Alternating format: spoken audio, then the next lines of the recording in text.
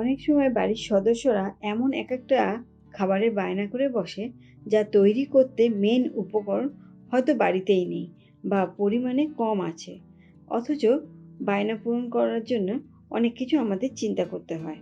তাই সেই রান্নাটা তৈরি করতে আমরা এমন একটা কিছু রান্নার আইডিয়া বের করি যা দিয়ে রান্নাটার টেস্ট দ্বিগুণ হয়ে যায়।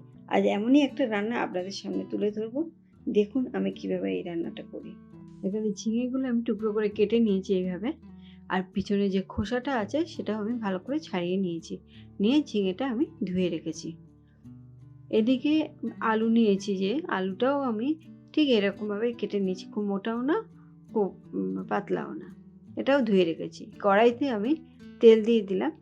এবার এর মধ্যে দুটো কাঁচা লঙ্কা চিড়ে দিয়ে দিয়েছি, আর একটু কালো জিরে। খুব কম তেলেই এই রান্নাটা হয়ে যায়।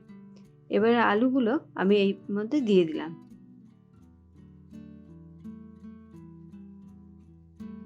এবার এর মধ্যে একটু নুন দিয়ে দেবো, দিয়ে 2-3 মিনিট এটাকে একটু ভাজা ভাজা করে নেব।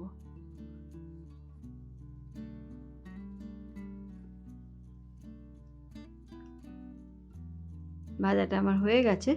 এবার আমি এর মধ্যে যে ঝিঙেগুলো কেটে রেখেছিলাম সেটাও আমি এর মধ্যে দিয়ে দিলাম। এবার ঝিঙে দিলাম বলে আবার একটু নুন দিয়ে দিচ্ছি, দিয়ে আবার এটাকে 2-3 মিনিট একটু নাড়াচাড়া করে নেব। আর সম্পূর্ণ রান্নাটা মিডিয়াম আঁচেই হবে। এবার এর মধ্যে চিনি দিয়ে দিলাম, আর 3টে কাঁচা লঙ্কা চিড়ে আবার দিয়ে দিলাম, দিয়ে 5 মিনিটের জন্য এটাকে কভার করে দিলাম। এদিকে আমি একটা পেস্ট বানিয়ে নেব। তার জন্য 1 চামচ চারমগজ, 2 চামচ পোস্ত আর 1 চামচ আবার চীনাবাদাম নিয়েছি। বাদামটা আমি কিন্তু ভেজে নিয়েছি। এবারে এটাকে একটা পেস্ট বানাবো। তার জন্য প্রথমে আমি এটাকে জল না দিয়ে ড্রাই আগে এটাকে ঘুরিয়ে নেব মিক্সিতে, তাহলে গুঁড়োটা ভালো হবে। এটা হয়ে গেছে।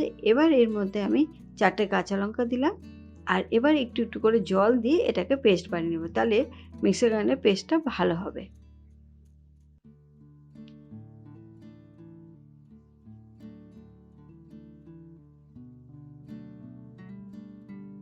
এবার 5 মিনিট বাদে এবার দেখব এগুলো সিদ্ধ হয়ে গেছে কিনা। হ্যাঁ, আলুটা সিদ্ধ হয়ে গেছে। এবার আমি এর মধ্যে ওই পেস্টটা দিয়ে দেব, যেটা এই চারমগজ আর পোস্ত আর বাদামের। দিয়ে এবারে এটাকে মিডিয়াম আঁচে নাড়াচাড়া করতে করতে পুরো ড্রাই হয়ে যাবে, ততক্ষণ পর্যন্ত আমি এটাকে নাড়াচাড়া করব।